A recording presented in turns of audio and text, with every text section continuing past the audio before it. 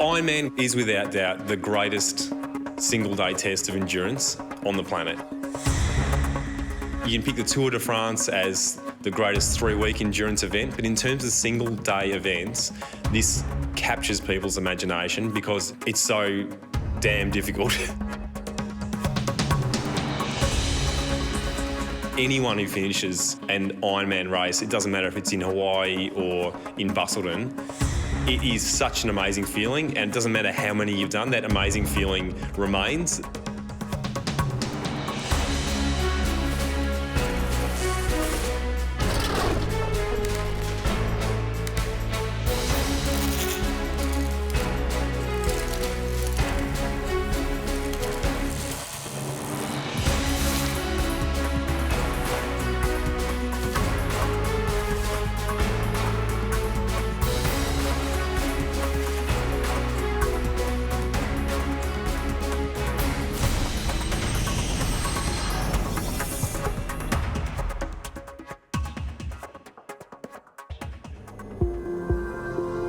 The coastal town of Busselton in Western Australia is best known for its iconic 2-kilometre-long jetty and calm turquoise waters, as well as being the gateway to the famous Margaret River wine region. And now, the town has become renowned as one of the great destinations on the World Ironman roster. The SunSmart Ironman Western Australia attracts competitors from around the globe. Large contingents from Singapore, Japan, New Zealand, South Africa, the United States, Germany and France join more than 900 Australian entrants to make up the field of more than 1,250. The most fancied among them was German Timo Bracht, who after coming 5th in Hawaii was considered the race favourite. I have no problems with the favourite role. I had a lot of big races the last 5 to 6 years, always raced against the biggest names in the sport.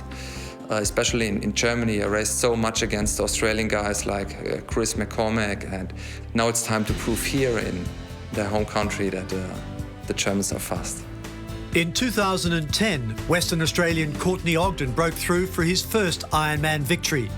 And even though he had a good race in Hawaii, he knows that defending the title will be tough. Oh, it's a very good field. You know, we've got some top 10 finishes from Hawaii this year in Luke McKenzie and Timo Bracht. There's also another strong German in Mike Twelsiek. Some really good Aussies, Leon Griffin, Clayton Fettel, and probably a few others that I haven't mentioned. And it's a very deep field. Yeah, it's going to be extraordinarily difficult to defend the title with such a quality field. Another of the highly fancied competitors is the veteran and renowned runner, 41-year-old Jason Shortus, who has won here in 2004 and again in 2006. We're going faster here than anyone else, so I've got just as much chance as anyone, if not more. The best part for me is that mentally I'm in the best place I've been in for quite a few years. In 2010, Kate Bevilacqua's first Ironman win was memorable, and not just because it was her first. However, holding off the competition again, she knows will be tough. Even for the women, it's the best pro field they've had here at Ironman West Australia, which is great, fantastic for the event. That there are so many internationals that have come from America, from Germany, from the UK. So it's fantastic. But, you know, I mean, I get on the start line in Kona most years and you're up against the best in the world. So it's great that the same thing's happening in my backyard. Race day for Ironman starts hideously early. Most have been up since 3 a.m. and after an incomplete sleep face the dawn full of anxiety and uncertainty. They have plenty to do in the last few minutes of preparations and probably just as well.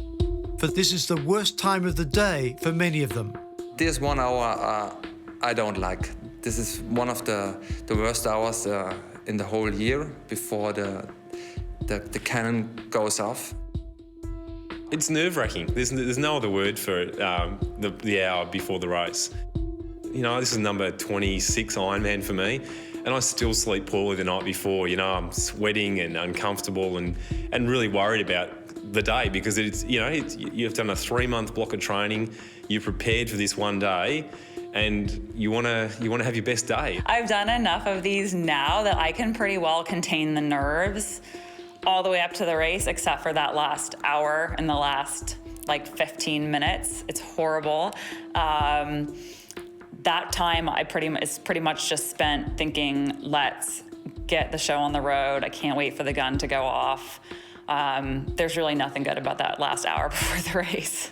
I actually enjoy it. You know, it's the butterflies in the stomach and the build-up, the hype to the race, everyone buzzing around transition. And, you know, it's a beautiful thing at Ironman, being around the swim start, the tense atmosphere. It's awesome.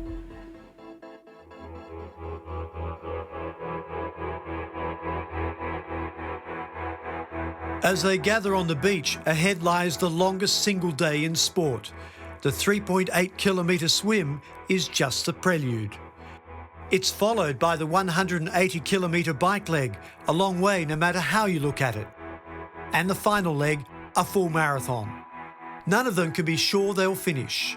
Not the professionals, aiming at 8 or 9 hours, nor the age groupers, some of whom will take up to 17 hours to complete the course. I honestly think that the guys and girls that finish back in 13, 14, 15, 16, 17 hours are absolutely amazing. I mean, they're working a full-time job. They've got other stresses, family life and other factors that play into it. And on top of that, they're training for an Ironman, which is undoubtedly one of the most difficult one-day race experiences you'll ever have in any sport. It's really, really, really difficult to keep your body going for that long. It's amazing. The professionals are introduced to the crowd before being given the privilege of starting ahead of the main field. Please welcome number 3, Timo Bracht. There are about 40 of them racing at the head of the field.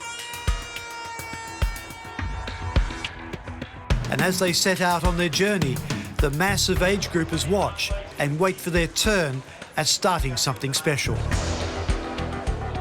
Among these ordinary people wanting to achieve the extraordinary are Busselton businesswoman and 41-year-old mother of 4, Melina Townsend. Retired Sydney neurosurgeon Michael Besser, 65 years young. 44-year-old operations manager Neil Hall, an unwitting spokesman for the SunSmart message. And identical twins, Brad and Craig Costa, who bring a new meaning to the term sibling rivalry. There are more than 1,200 of them on the beach, but each is very much alone in the final minutes before the start. They share a common anxiety about the day ahead. They're not racing each other so much as racing themselves and testing their bodies and minds. Will strength of mind prevail over a body in pain and at its limit? Can they endure? Will they finish? The answer lies 226 kilometres down the road.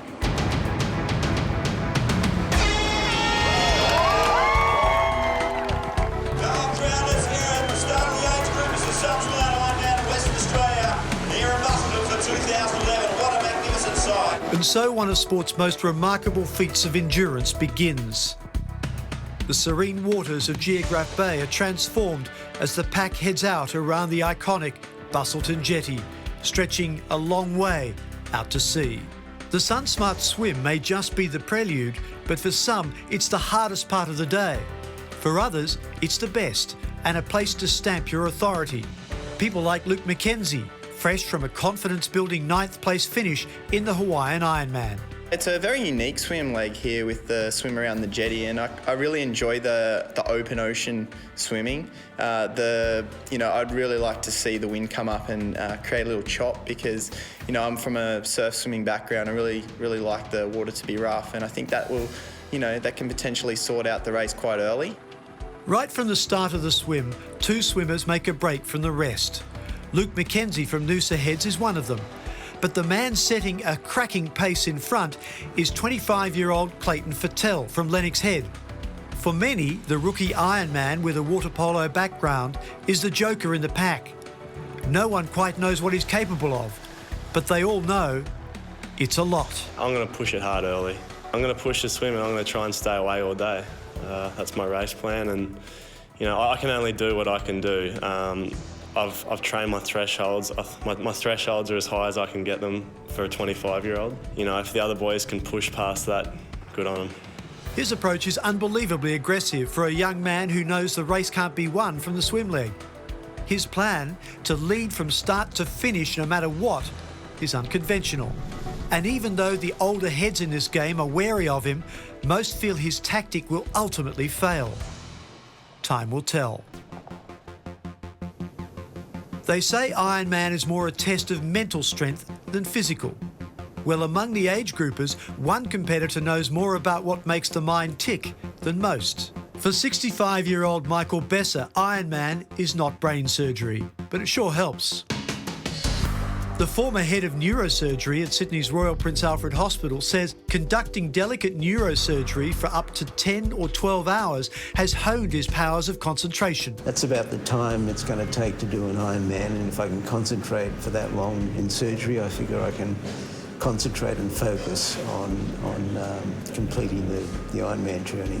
Michael Besser epitomises the term high achiever. Now retired from surgery, he was awarded an Order of Australia for services to medicine. He is a professor at Sydney University and is doing a master's degree as well as training for Ironman. I have a driven personality and I like to do things to the very best of my ability. Michael began triathlon a few years ago, encouraged to do so after watching his wife Anne compete for several years. Busselton will be his first Ironman, but at his age, he initially encountered some scepticism from his 4 children. Originally, when I retired, I think they had the impression I was going to sit back and take things easy, but my personality is such that I can't do that. He may not be sure how he'll go in his first Ironman, but the one thing Professor Besser does know is that regular exercise reduces the onset of dementia by about 30% and improves brain function. So whatever happens, there's an upside for him.